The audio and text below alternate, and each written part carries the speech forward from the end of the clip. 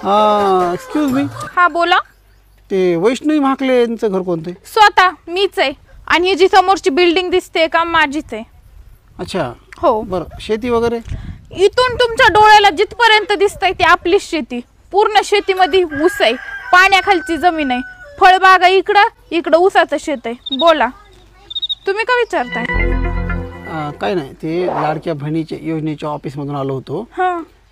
ज्यांना 1 एकरपेक्षा जास्त शेती त्यांचं आम्ही नाव कट करणार होतो ना. करावं हे माझं नाही, आमच्या शेजाऱ्यात ती जमीन बी आमच्या शेजाऱ्याची वय. माझं काही नाही तर आम्हाला अर्धा एकर बी शेती नाही. मला फेकायची सवय वय. माझा फॉर्म रिजेक्ट करू नका वय. माझा मोबाईल तर रिचार्ज सुद्धा त्या लाडक्या बहिणीच्या पैशावर आहे वय. मी आयफोन घेतलाय वय शायनिंग मारायला लाडक्या बहिणीच्या हप्त्यावर. हप्ते भरायचे नका वय नका. ओ भैया ओ काका नका वय नका. माझा नका फॉर्म रिजेक्ट करू वय.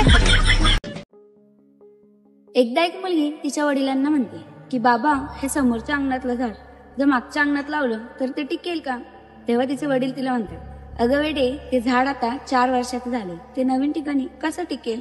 मग ती मुलगी स्वतःकडे बोट करून एक प्रश्न विचारते, बाबा आपल्या पण घरात एक झाड आहे, ते आता 22 वर्षाचं झाले, मग ते नवीन ठिकाणी कसं टिकेल?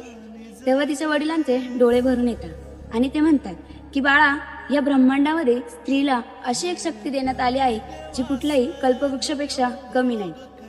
जी स्वतःचं घर सोडून दुसऱ्यांच्या घरी जाते तरी आनंदी राहते. म्हणून सांगते मित्रांनो, मुलींचा आदर करत चला. यासाठी नाही की ती मुलगी आहे, यासाठी करा आपल्या आई वडिलांनी आपल्याला चांगले संस्कार एवढंच होऊन गेले मग आमचं जन्माचं. उठल्या रामपाऱ्यापासून कामच हाय. हे काय की इथं मोबाईल बघत बसते आता उठल्यापासून. काहीच काम नाही, धंदा नाही. हिंग हँडगा तुला काय झालं की गोंधळायला फक्त घरामध्ये करत राहते? नाही आता हिंग की नाही सांगते पप्पा. मला घरात जेवढं काम केलं मी तेवढ्या कामाचे मला पैसे पाहिजेत बघा. पैसे द्या तुम्ही. तग हे नवीन नाटक करू नको. तुला येण्या गेल्यात का 1500 लाडके बहीण योजनेचे? हा ते तर माझा भाव द्यावा 1500. तुम्ही बी द्यावं लागते घरच्या कामाचे पैसे. नाटक करायला काय? हिंग हँडगा नवीनच करा नाही पण देतो बाबा. मी पैसे देतो पण माझी एक कंडिशन आहे. काय सांगा? जर मला काम आवडणार गेलं तर मी कामवाली बदलतो. देवा तुझ्या गाभाऱ्याला कुंभलात नाही. ए ऐक ना, कशाला आलीस? ह्या जन्मात मी तुझी होऊ शकले नाही तर नाही, पुढच्या जन्मात मी तुझीच होणार आहे. काय गरज नाही, जा तिकडं. जा तुझ्या दिलेल्या घरी सुखी राहा. आली मोठी सांगायला.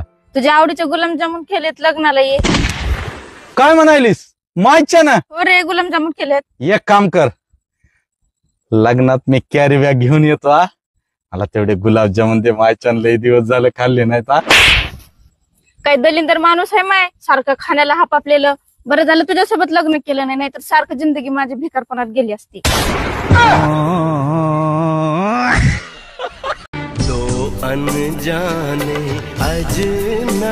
नाव काय तुझं?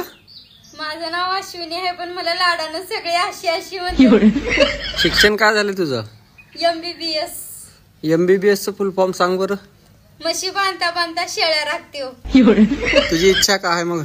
माझी एकच इच्छा आहे की लग्नाचा बस्ता श्री विनायक साडी डेपो फुरसुंगी मधूनच भराव, कारण तिथं फक्त 11,000 मध्ये लग्नाचा संपूर्ण बस्ता भेटतंय. काय काय भेटतं 11,000 मध्ये? 11,000 मध्ये 50 साड्या, 50 टावेल, 50 टोप्या, नवरीच्या साखरपुड्याची साडी, हळदीची साडी, नवरीच्या लग्नाचे शालू आणि माझ्या मम्मीला एक वरमाई साडी फ्री पण भेटणार आहे. लग्नानंतर नवऱ्याकडून काय अपेक्षा आहे तुझी? माझी एवढीच अपेक्षा आहे की त्यांनी मला लंडन, पॅरिस आणि दुबईला फिरायला न्यावं. वा ग सुंदरा वा. बसता मात्र फक्त तुला 11,000चं पाहिजे आणि माझ्या पोराकडून अपेक्षा तुझ्या काय आहेत? लंडन, पॅरिसला फिरायला ने. उठ उठ उठ, तू म्हशी राखायच्याच कामाची आहेस. उठ. तुमचा नवरा असं लाखामध्ये पण माझा नवरा करोडामध्ये एक आहे. पण वती मला कधी सुखाने जीवन जगून देणार नाही.